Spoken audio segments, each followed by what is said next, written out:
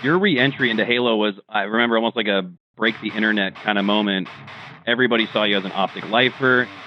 Was it always kind of understood internally that you'd be taking one of those 4 roster spots? Me, Joey, and Tommy went out to eat at like a Thai spot. They literally asked me like who I wanted to replace. It was like just up to me if I wanted to replace Brad or I felt more comfortable teaming with Brad.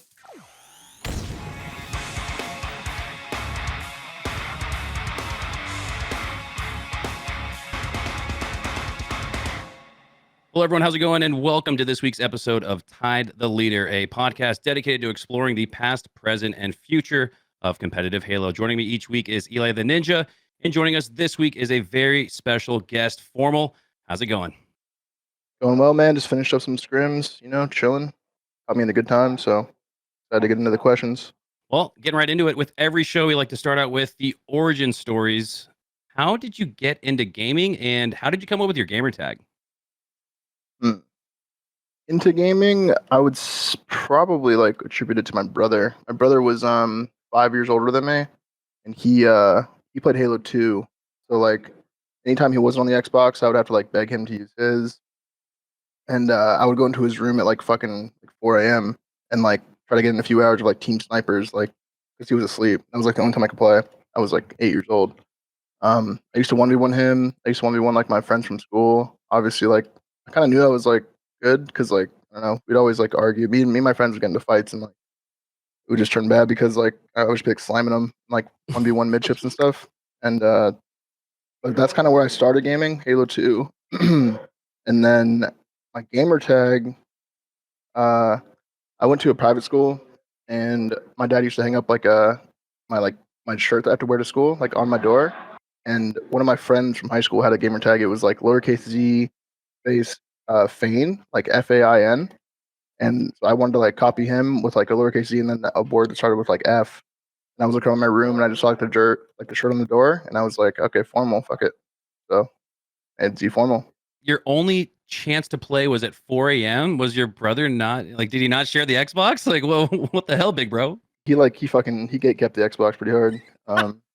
I would play on his tag too. I didn't have my own account, so like I'm sure he cared about his rank and stuff, and I would just play like team snipes and like probably cost a few like his ranks like that too much. So it was he also didn't like me in his room, like little brother stuff. Like just didn't want your like 8 year old little brother in the room with you. So that probably played a part too. But yeah, I wonder what his opinion on it is now. He's like, maybe I should have let him play it more and like maybe learned from him at the time because I don't know, maybe you weren't good yet, but he probably thinks it's pretty cool nowadays.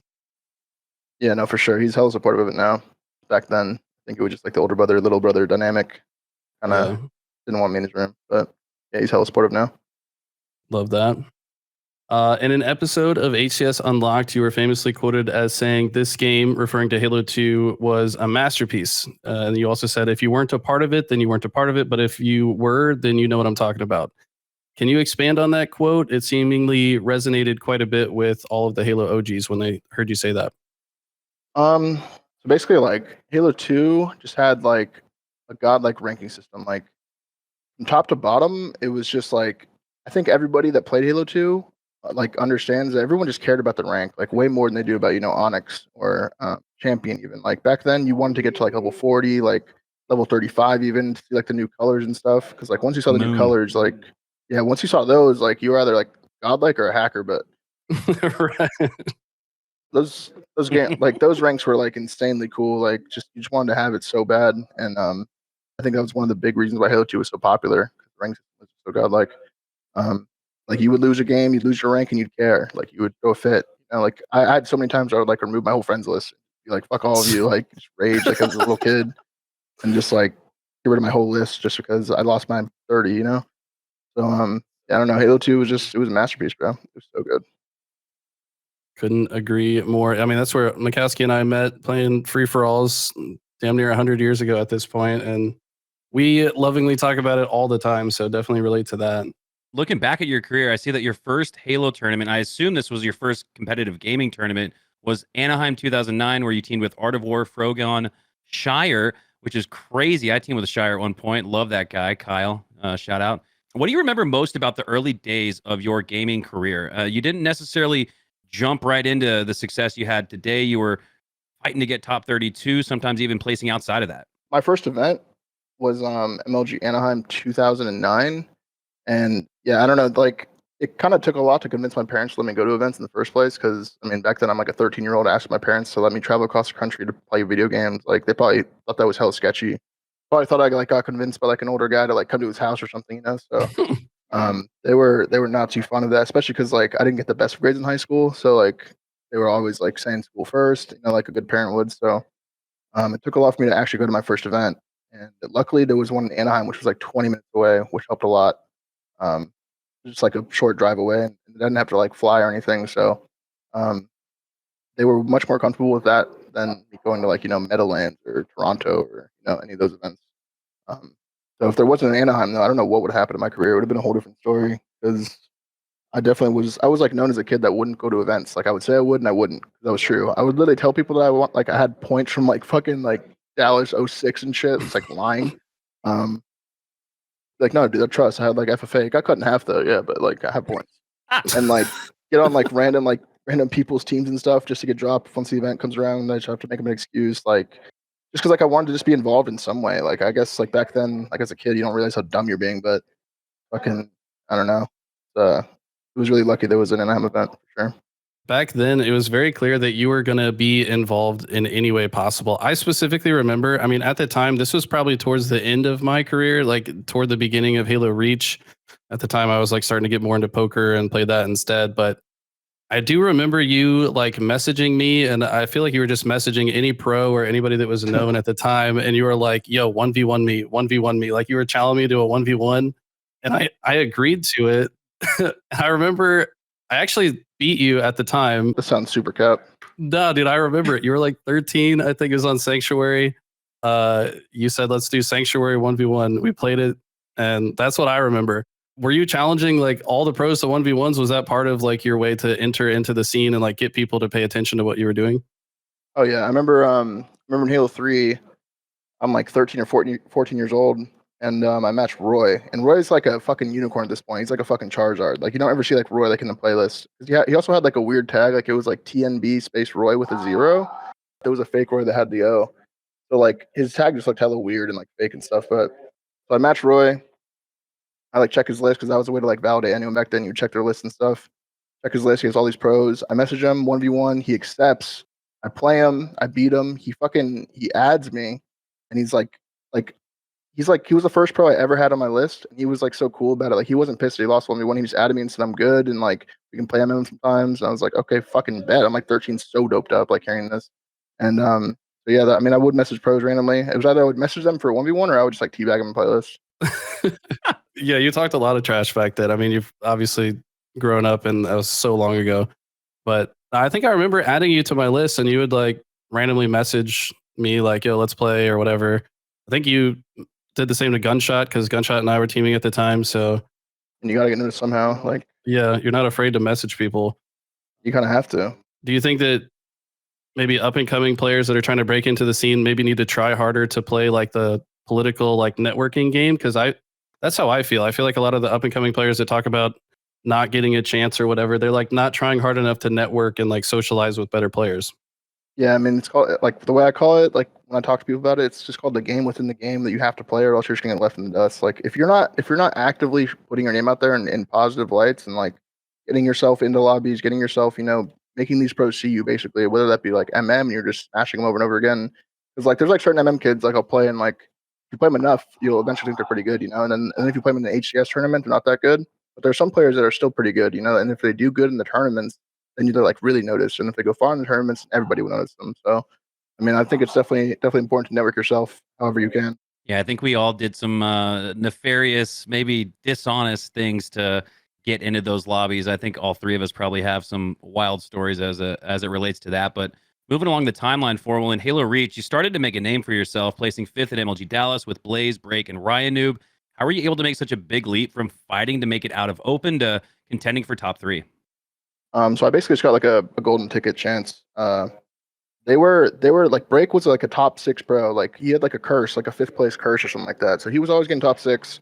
And then like Blaze and Ryan Noob were like kind of like up and comers from the combines, and they were like winning the combines. So they were like kind of like up and coming like pros.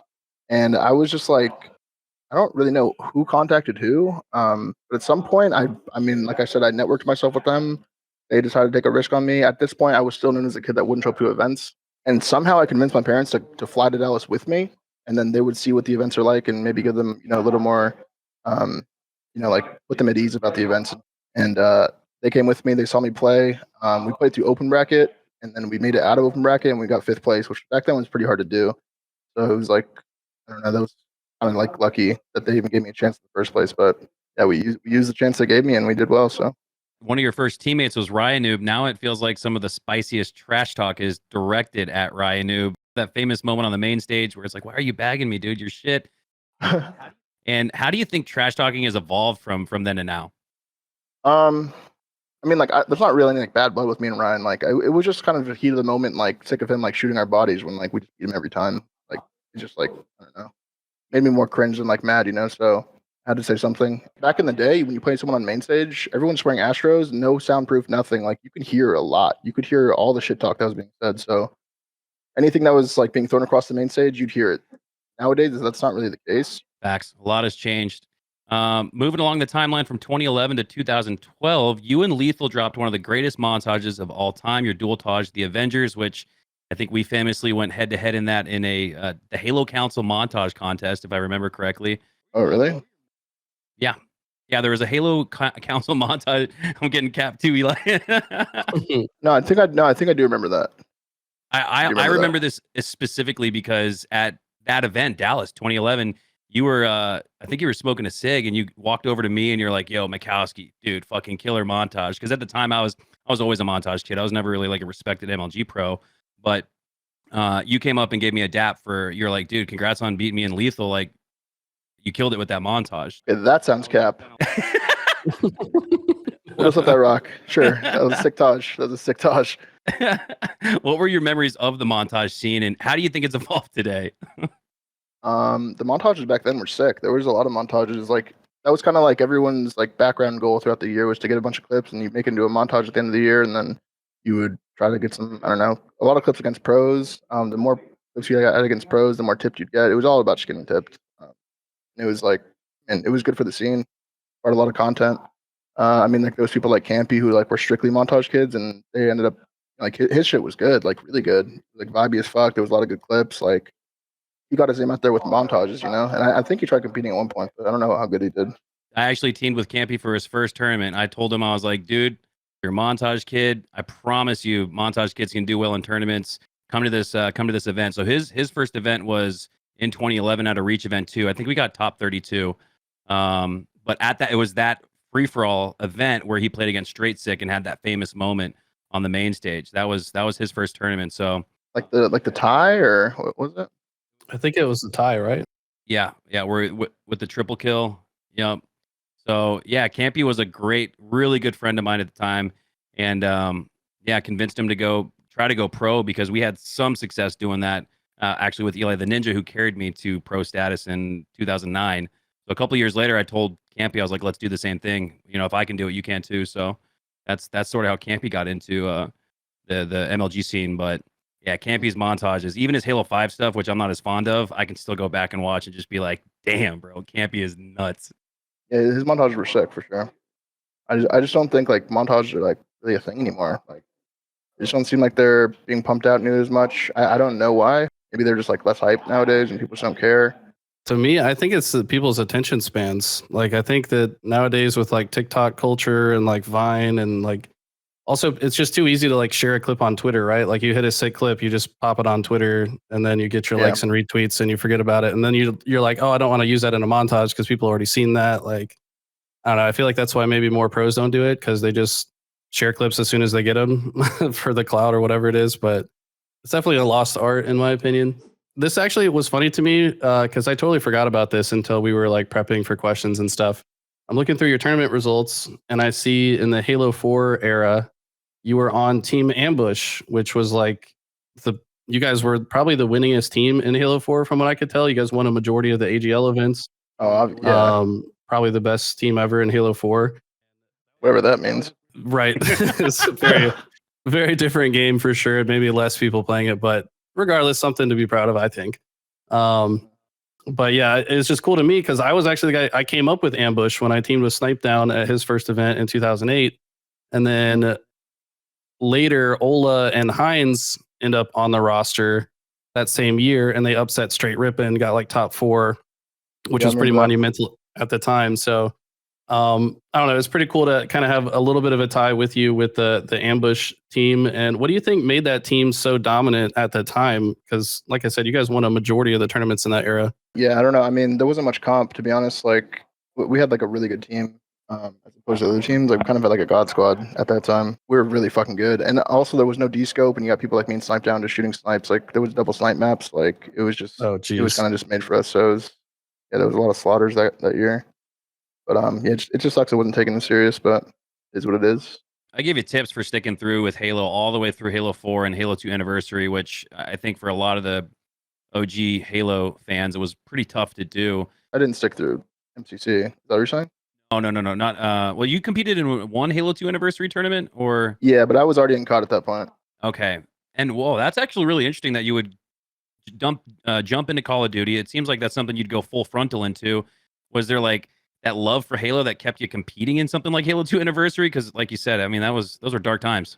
It was literally just it was like I think the first event of that game, and I got a captain spot randomly. And I like messaged like at the time like I think it was like me, Lethal, APG, and Maniac, and we were just like best friends. Like didn't really give a fuck about winning the tournament. Like if it happens, it happens. But like we don't really care. We were just kind of going just hang out, and somehow we won the event. So it was awesome. Like, and yeah, I was already competing in COD at that point, but it was like in the middle of like our off season kind of from Ghost to AW, so I had like a little bit of a break, so I could do it. That makes sense. Now, talk us through the motivation behind your decision to switch from Halo. I mean, was it as simple as the fact that Halo 4, Halo 2 Anniversary, the comp scene wasn't really like you said there was no comp. I think you were just quoted as so. Was that part of that thought process and decision? But just talk us through switching over to Call of Duty because I remember that being a massive change. Yeah, I went to MLG Anaheim 2013, 2012, one of those two, and saw COD Black Ops 2, and was watching the players like on main stage and stuff. I think me and APG just went just to like because I was like a local and APG was going, and we just went hung out like just kind of fucked around and partied the whole weekend. But like when I was watching the COD event, like or I was watching the game and I was just thinking like this doesn't look like that hard. Like I could probably play this game. So as soon as I got back, like Halo was kind of dying also, which obviously was like the main pusher. Like there was nothing really to play for. There was no events. The AGL guy just like took all the money and left. Yeah, I heard about that. Yeah. Yeah, he just kind of chalked his own league, so there was nothing really else to play for. So picked up Call of Duty. Call of Duty Ghosts coming out. It was kind of like perfectly timed. Took a chance and worked out. I'm a little curious about that because, I mean, you've heard the recent stuff about G1 and some issues there. I'm curious because somebody was like, it's like AGL Brad all over again, but like I wasn't in Halo at the time, so I'm assuming AGL Brad was the guy that like owned the whole league. Did you guys actually get prize money from these tournaments that you played, or no? Yeah, there was a few tournaments where we actually got paid, but like towards the as he like went out, what he did was like he said there was going to be an event, had everybody buy team passes, and then just took all that money and just kind of left. What? No, Oh yeah, my didn't have an God. event, just took all the team pass money and left. So Jeez, and that nobody ever did anything about it, I guess. I guess not. I mean, like I showed up in my chat years later and gave me 5 gifted, like it was supposed to like make up for it, but 5 gifted for like how much money in prize money? yeah, I don't know. It was just a shit show, bro. Like Halo 4 was just dead. That's insane. Yeah, it was pretty crazy. In your first COD tournament, you placed I want to say top 16. Correct me if I'm wrong. So No. similar. Okay, what was It was, what it was was a your top 24. Oh wow. Top 24. Yeah. Okay, so similar to Halo, it wasn't like you were just blowing the doors off of the comp scene when you walked in through. Talk us through the process of switching from Halo to Call of Duty, and then 3 years later, ultimately winning the World Championship alongside Karma, Scump, and Crimsix. Okay. Well, like when we first switched, it was me, Enable, Snakebite, and Ace. We like all switched together. Because like I said, Halo was dead, and we all kind of just wanted to try it.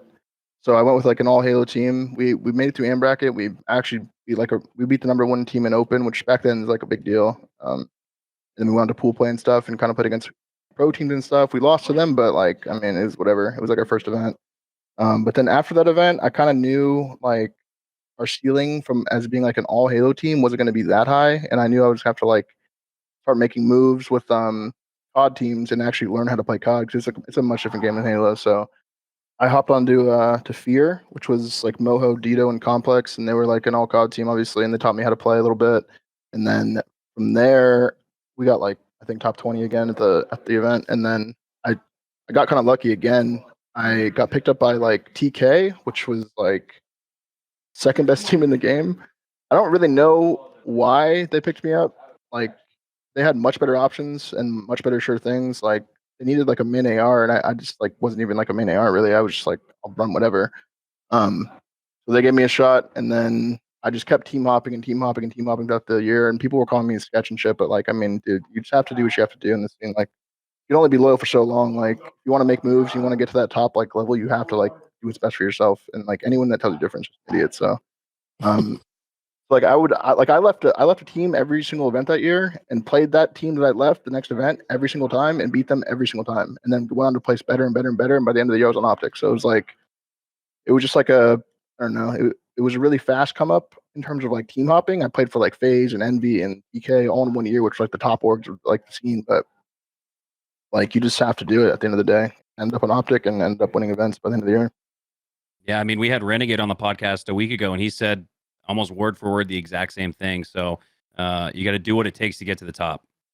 Yeah, you have to. You have to look out for yourself because like no one else is going to. So you just got to do what's best for yourself. You can only count on yourself for anything in life, really, and especially in a competitive atmosphere. So, yeah, makes a lot of sense. Talk to us about that Infinite Warfare squad. I mean, Formal, Karma, Scump, Crimsix. I think a lot of people would put that at the top of their favorite FPS teams of all time. What memory sticks out to you the most with that team? I mean, like obviously winning champs is up there. It's number one. First ring, doing what he can here to keep Envy players coming off a spawn.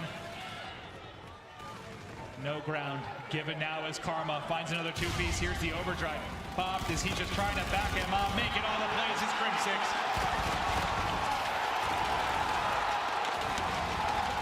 The curse has been broken. The dynasty. Yeah, I mean that team was just really fun to watch, probably for like fans and stuff. It was like a god squad at the time. So Yeah. And is that what helped you stay together? Because like you said, it's not uncommon to team hop after second place, right? If you don't get first, you're last. Kind of Ricky Bobby kind of mindset.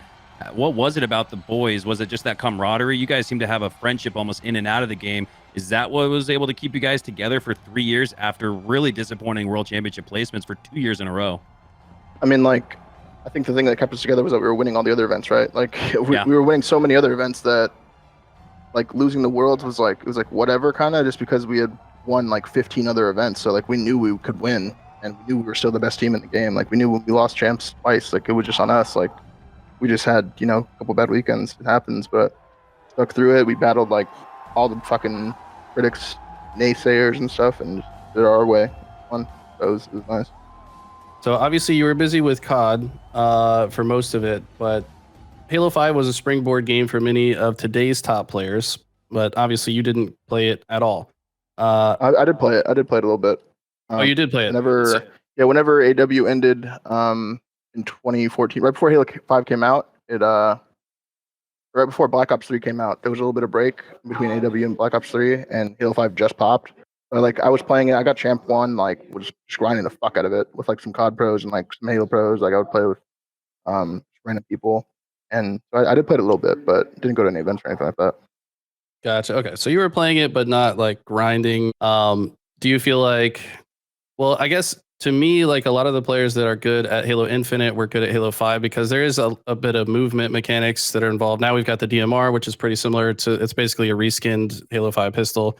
Do you feel like you had to catch up at all for Infinite? Because it kind of felt like you just came out the gate like already frying like the moment you started playing Infinite. Did it feel like you had to warm back up, or maybe did that Halo 5 experience make it a lot easier to transition back to Halo? I mean, like it was definitely like a completely different game than what I was used to. I'd been playing COD for years at that point, and like COD's, like I said, a very different game. Like you're playing off a mini map the whole time, and Halo there's no radar, so that's like a big thing. Like right stick aiming in COD's very, very like, I guess like dominant, and left sticking is not really like a thing. And like in this game, I left stick a lot. just in terms of like straight aiming. So definitely an adjustment, but I mean, after a few months, like it felt normal, felt good. I was grinding the fuck out of it, so got pretty good pretty fast for sure. Yeah, I noticed that. I was watching a lot of your early streams. Like, damn, this guy's already one of the best, and hasn't even been playing Halo. Because I didn't know you played any Halo 5, but I guess it maybe helped a little bit. Yeah, I guess. Yeah, sure. You once referenced Call of Duty coaches as "quote unquote" scrim schedulers. Do you feel the same about Halo coaches? And what has Lunchbox meant to you and your team's success? No, it's completely different in Halo because your coach is in game with you while you're playing. In COD, they're not on stage with you at all. They used to be, but they're not anymore. So Oh wow, COD okay. coaches pretty much do like the way I think about it is like COD coaches just do all the stuff that you don't want to do. They do all the research on the other team. They see the breakoffs. They see their strats. They relay that to you, and then kind of just tell your team, and then hopefully they play off of it, right? Like a player could go out and do that themselves, but they just don't want to. Like that's pretty much Right. it. Like some players do, obviously, but they just do all the stuff that players don't want to do. Whereas Jason's just like in game with us. Like it's like the little things Jason does, like tells us to slow down with comms, like it's getting a little too hectic, like in the moment. That's like really big to have. Obviously, he's on top of power ups and stuff like that, but it's all the extra stuff because Jason's also like a champion as well, so he knows what it takes to win. Like the way he won too, like he wasn't like a superstar, he was like the gritty, like do whatever it takes to win guy. So that's like really good to have in your ear the whole time. Makes sense. I would consider him probably the best Halo coach right now. Oh yeah, for sure. Like just listening to you guys when they do the listen ins, like I feel like everything that he says adds value. There's no like wasted words, like even predicting spawns. Like at this point, everybody knows how to predict spawns. It's not that hard, but just to have like somebody else, I guess, like confirm it to you that can see like everything from an overhead perspective. He's so good at that. So, Oh yeah, he's super helpful. Your re-entry into Halo was, I remember, almost like a break the internet kind of moment. By 2021, everybody saw you as an Optic lifer. You actually subbed in though for Royal 2 at the Raleigh kickoff event for Sentinels. Not the most ideal circumstances. I'll let you speak to that in a bit, but you guys made the most out of it, placing fourth place. You actually beat Optic at that event with a 20-plus kill game 5. Did you know at the time you wanted to join that roster afterwards? And was it always kind of understood internally that you'd be taking one of those 4 roster spots? Yeah, I mean, like funny enough, like remember one time me and Brad APG were at Maniac's house, like on his balcony, just like bullshitting, smoking or something. I don't know. We're just hanging out, and I remember telling Brad like jokingly, like, I can't wait to be teaming in a few months. Like it was right when I started playing Halo Infinite, it like just dropped, and like I told him that, he just smiled, like how Brad is, and then, like months later we're teaming. Like I mean, I obviously was kind of joking, but I was kind of serious. Like there wasn't really going to be any other team I was going to play for like full time. Like I played for SSG a little bit, and that's the team that I left to go play with Sentinels once Royal 2 couldn't go, because like I've always been friends with Sentinels guys at the time, like Frosty, Snakebite, Lethal. So it was like when they asked me, I was just like, yeah, bro, let's just do that. Like at the event, we obviously placed really well. We got fourth place or something, and with the amateur bracket, like it was really good, like all things considered. And beating Optic was probably like a really good thing in hindsight, like for like the timeline to actually happen. Like beating them, especially the way that we did, like dropping 20 game 5, like they're probably thinking like I'm actually pretty good at the game, and not just like fucking around. And once I kept playing, like they knew I was gonna take it serious. It made it probably like an easy choice for them to consider me after they got second Anaheim. Yeah, the rest is history. Yeah, most people I remember at the time surmised that it was either going to be Ola or APG that would come off the roster, but it sounds like you guys probably maybe even knew it was Ola before then. What was that like, knowing that you'd be filling in for 1 or 2 legends, or is that what was the case there? Me, Joey, and Tommy went out to eat at like a Thai spot, and they literally asked me like who I wanted to replace. It was like just up to me if I wanted to replace Brad or Ola, and I just chose to replace Ola because I've won with Brad before. I've won with Ola before too, but like I don't know. I just kind of like thought that a team with Brad was going to be better. And obviously that's true at the end of it, right? Like I mean, I guess we could have won with Ola too. I don't know, but yeah, they asked me, and then I just chose to take Brad's or Ola's spot. Keep Brad. Yeah.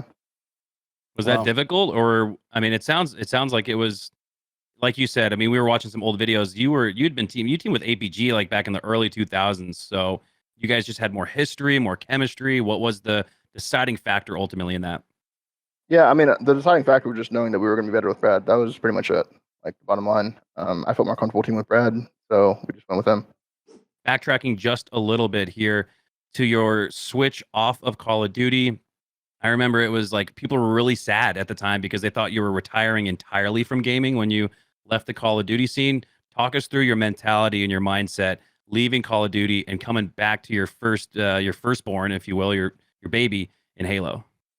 I mean, it was just like perfect timing, right? Like Optic and Envy merged, and they told me like I wasn't going to be on the COD roster anymore. And I probably, if I really wanted to, I probably could have fought for my spot and like stayed on the roster, but I just didn't care. Like I just like I remember they told me I was in the middle of a Valorant game, turned around, heard what they said, and then put my headphone back on. I kept playing. Like I just didn't care. I was like, whatever, it's fine. And then, but like I just didn't want to fight for COD anymore. I was just kind of like over it. Passion for it was killed. Like the years and years of online COD and the games that were coming out, which weren't like fun at all. I actually had like a break from it. And then Halo Infinite was coming out at the time, and I mean, like I wasn't like seriously trying to compete in it at first, but then like obviously as time went on, I realized I could. Um, but I had no intention of like playing it full time until I realized how good I was at it, and like realizing I could win events, and then playing it all the time also reignited my passion for it. So it definitely really good timing there. So after joining the squad, you experienced immediate success, placing third in your first tournament. And then at Orlando, you won that tournament, starting a string of wins that had many in the community believing you'd form a dynasty after winning the Halo World Championship and also the kickoff event of Season 2. What do you think stopped that dynasty from continuing its success, at least at the very top? Okay, well, I don't think it was a dynasty. I think we got a couple wins. That was great. But a dynasty is like too loosely thrown around these days. I think like really hard to become a dynasty. Like you got to win a fuck ton. What would you place that number at? 5, 6 events in a row? I mean, like I would say like fucking 10, like 10 events and like a couple worlds. Like then you could be considered like, a dynasty, I would say. Yeah, I mean, I think ultimately like other teams got better and we didn't get like so much better than them that we could like win worlds again like so easily. Like we probably could have won worlds looking back at it, but I mean the cards didn't fall into place, so we felt like we needed to make a change. And I mean, unfortunately, Brad was just the person we had to like place. Yeah, I remember casting the grand finals on LVT with Eli in Season 2 when you guys had beat FaZe previously. I think even in the winners final to get to grand finals with the winners token in your back pocket. You guys went up 2-0 before FaZe famously won 8 in a row. What happened in that? And talk us through that moment where you guys left the venue to take a breather, talk through strategy. What occurred during that time, and how do you think FaZe were able to ultimately just secure that Halo World Championship? Man, it was just momentum at that point. Like we just blew the 2-0. Like when we're up 2-0, you just can't let that slip away. Like you just got to keep the pressure on them and the gas going. I think we just kind of let off a little bit and like thought it was going to be easier than it was going to be. And like, I mean, it's just like it is what it is. Like you live and you learn. It's just a really shitty like way to go out, especially with how good things were going. Like we reverse swept SSG in the winners finals, which was like really fucking hard to do. And when you do that, like it seems like you're going to win the tournament. You go up 2-0 in the final, and like you walk into the bathroom and you think it's like fucking, all sunshine and stuff. But it's like be like up 2-0 in a grand final. The next thing you know, you're down. You just lose the tournament. You're out. Like, yeah, it's just like really unlucky. All there is to it. Now in Season 3, you guys dropped APG, now have Dead Zone on the roster. How does he fit into the squad, and what has the learning experience been like working him into a group of players that have been already playing together for a long time? I mean, it's really easy to fit into our team, I think, especially for someone like Zane. The way he thinks about Halo is very similar to ours, so it was a good fit. We just need like a little bit of time to like have him get used to the way that we play. But yeah, ever since then, he's been lights out. Yeah, from the outside looking in, I've always thought that your squad was one of the more like structured and like methodical. You can just hear it in the way you guys communicate. It's so like, I guess, clear and concise. You guys are also good at like changing decisions on the fly. And he's felt to me like the perfect player to like slot into that. Like I feel like he's in his comfort zone within like a system that makes sense versus like maybe a team like SSG that's kind of like, I guess, goes with the flow throughout plays. Like they have some structure, but Optic has more structure. Would you agree with that assessment, or am I faded for saying that? No, it's not that faded. I think SSG is like, I mean, they obviously have structure. Like they're a smart team. They just do a lot of like individual fast shit where we like try to be a little more teamwork oriented. Like obviously we do fast shit too, but like teams like FaZe and SSG, they just do a little more individual stuff, which we try to stay away from. But like obviously there's times you have to. But I don't think we said it was faded. I think it's a decent assessment. You're a multi FPS champion. You're known as a multi FPS gamer. I think it's so hilarious when we're doing a LVT broadcast. And if you guys ever have like a bad tournament, someone will be like, "Man, Formal should stop playing so much Apex Legends." What's the thought process behind being a multi FPS gamer? Some people like to stick to a main game and only get into their avatar mode in that one game. Talk me through your thought process of playing so many different games. Like I said, you might be seeing on Apex Legends a week before a Halo major. We're all just chasing dope, right? So like when you get bored of Halo for a little bit, which is easy, especially with the state of the game, you want to play something else in your free time. So like sometimes I'll play something else. I got sucked into WoW for a little bit. That kind of like fucked everything up because that game's like crack.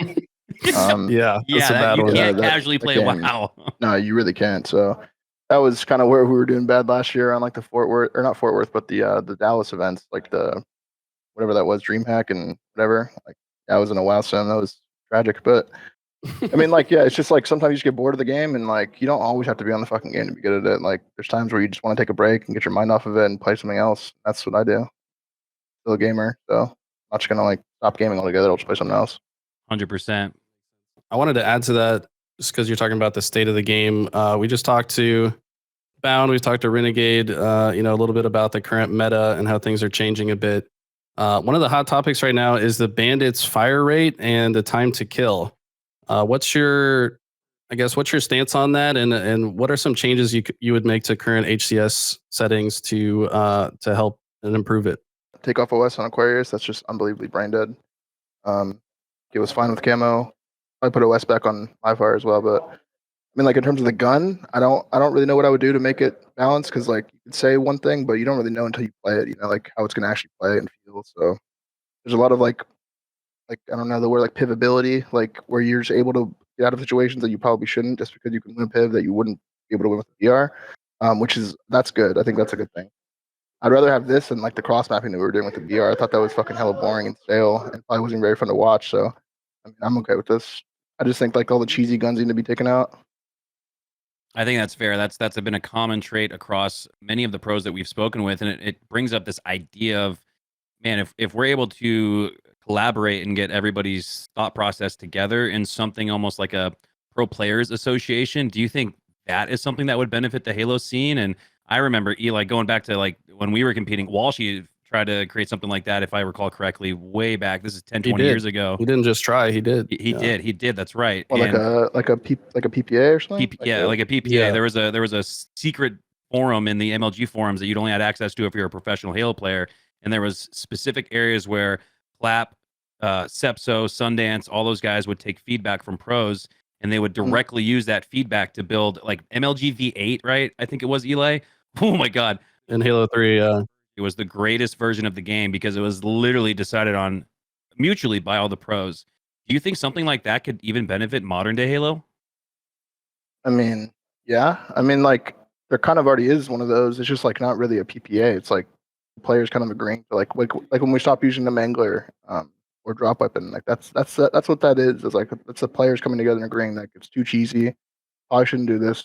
No one likes it, and kind of just decide there. It's like GAs, right? Like Right. COD does it a lot. Just deciding as a collective, like this is not good for our game. It's not good for the scene. Let's just stop using this stuff.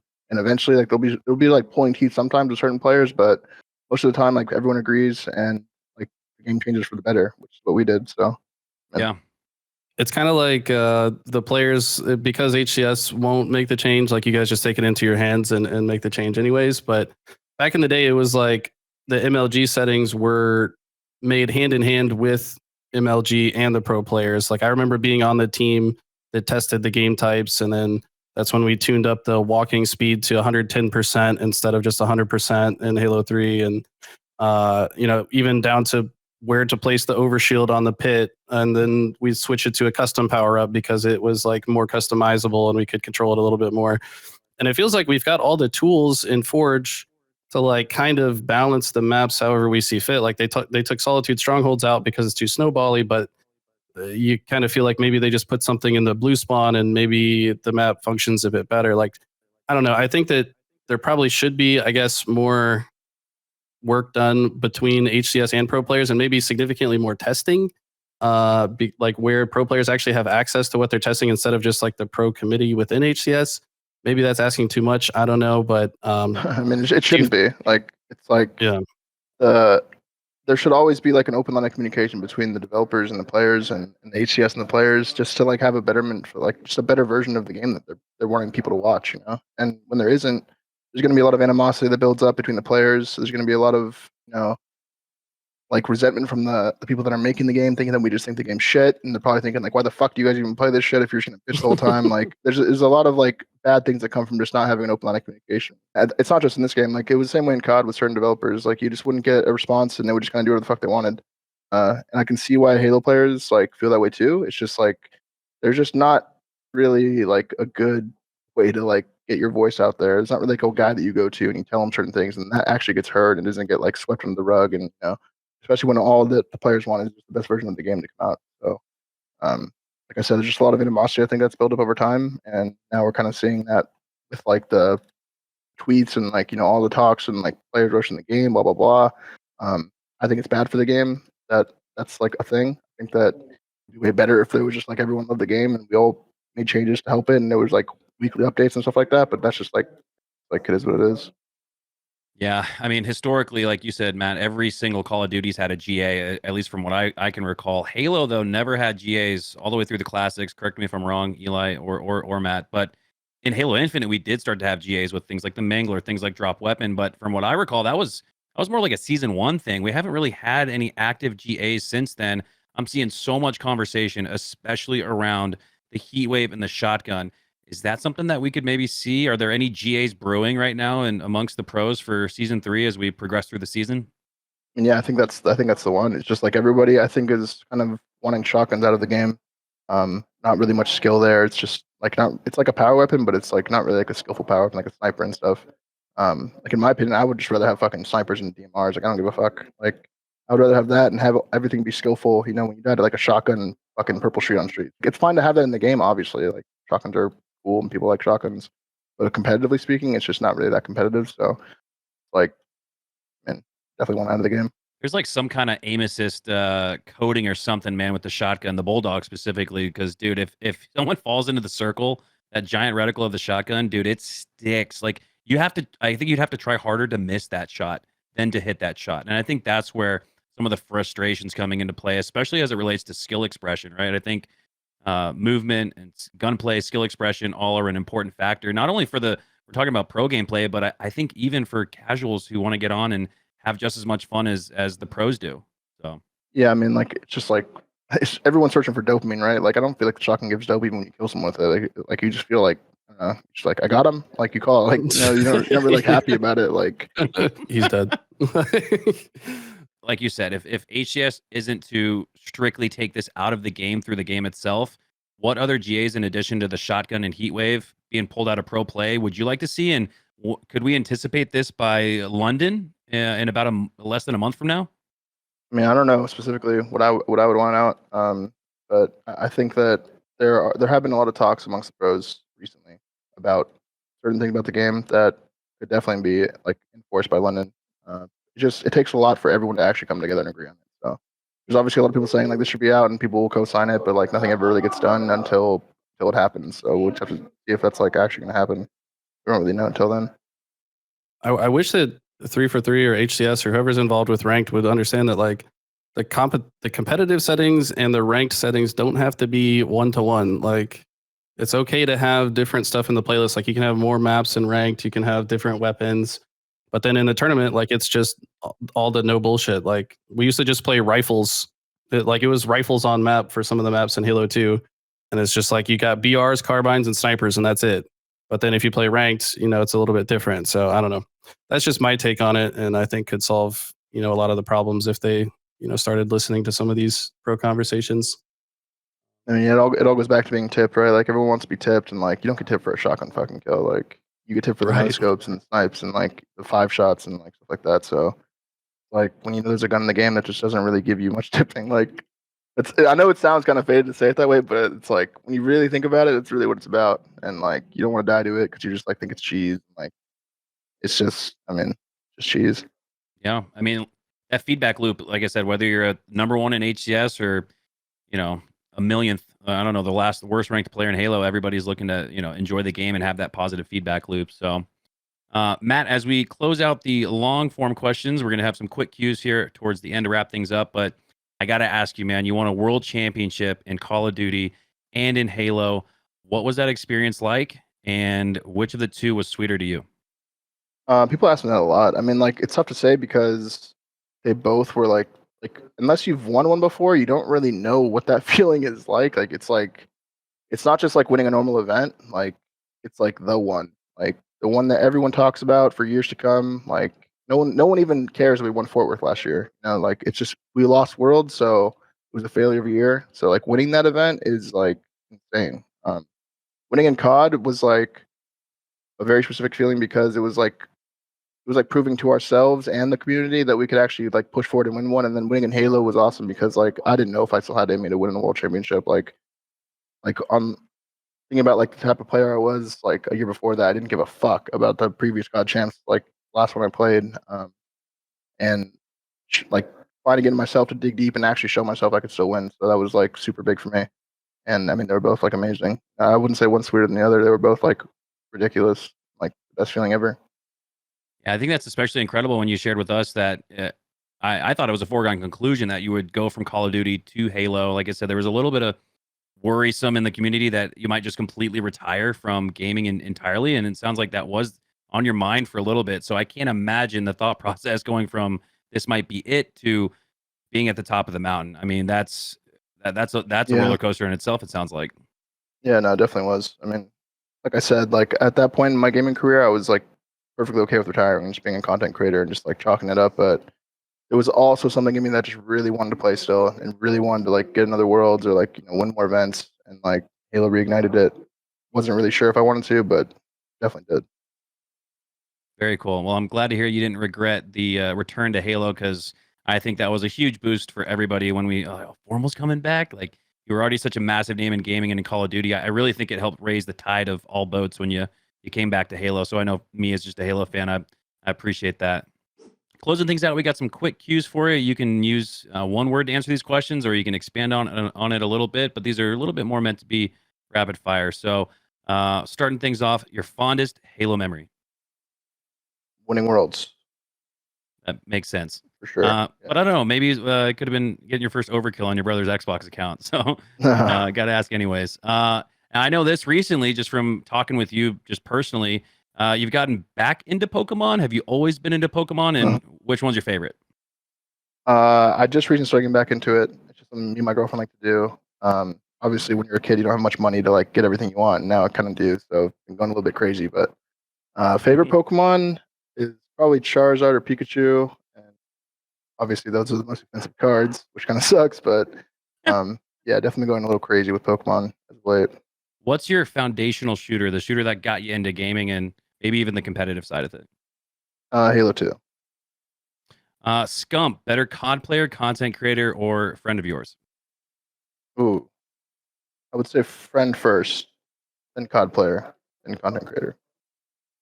Now, I got to ask, you seeing Scump have his career path go from what he's achieved in Call of Duty to the massive success on Twitch with watch parties, do you see yourself in a similar vein and maybe taking a similar path in the next several years? We'll say like 5-10 years from now because we want to see you keep playing. Yeah, I mean, I'll definitely venture into content creation at some point, and hopefully, I find even like a sliver of success he's found. His success is insane. In content creation, I'm happy for him. So, I mean, hopefully, What's your favorite weapon throughout Halo? maybe the Halo 3 sniper. It's one of the harder ones to use. I feel like it was a bit more rewarding. Like there was not as much bullet magnetism, or like I don't know. It's just harder to hit headshots in that game, so it makes sense Yeah, it to was me. very satisfying to get like no scopes and stuff. Favorite duo or teammate? Scump. Favorite rival to compete against? Slasher. How about in Halo? Hey, Bound. Okay. Oh, wow. Interesting. I All like right. playing against Bound. Cool. What is it about Bound? Is it his movement? He looks like a crackhead on the map. He sticks out. Nah. What is it? We're just like we're just friends outside the game. We always bullshit with each other, so always fun to beat him. That's really cool to hear. Favorite Halo and favorite COD? Favorite Halo is probably Halo 3. Favorite COD was probably Black Ops 3.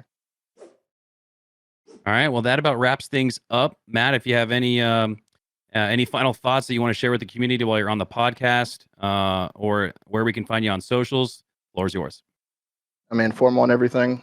And thank you guys for having me on. Hope you guys enjoyed the podcast. Much love, as always. All right, that'll do it for this week's episode of Timed the Leader. Make sure to subscribe to both of our channels for more episodes. And check out the playlist linked below if you missed any of the past episodes. Guys, these episodes take a tremendous amount of time and energy to record and produce. So if you enjoyed and you'd like to support this endeavor, please make sure to check out our Patreon, which is linked below. As always, thank you guys so much for tuning in. We'll see you in the next one. He finds one person, and they have the drop shot up. Great awareness from Vogel, not just the rip throw on. Has that patience. He's going to get to make it free. Vogel changes everything. A patient play going over.